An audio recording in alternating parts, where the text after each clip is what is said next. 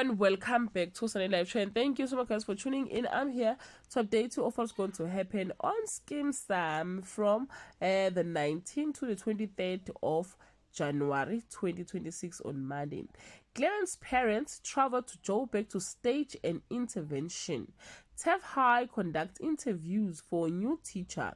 Tibo struggled to balance business responsibility with single parenthood on Tuesday. Clement maintained a convincing facade for his family. TEF High teachers speculate about the impact of a new teacher on their team on Wednesday. Clement has his family eating out of the palm of his hand.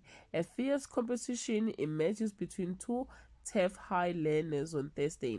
Lizzie receives unexpected news. Kat discovers the troubling pictures that raises concern for his best friend. Alfred is satisfied with their hiring process at TEF High on Friday.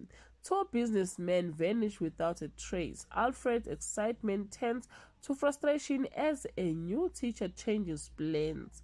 Well guys, that's all I have for today. You can leave your comment below and share your opinion. Bye.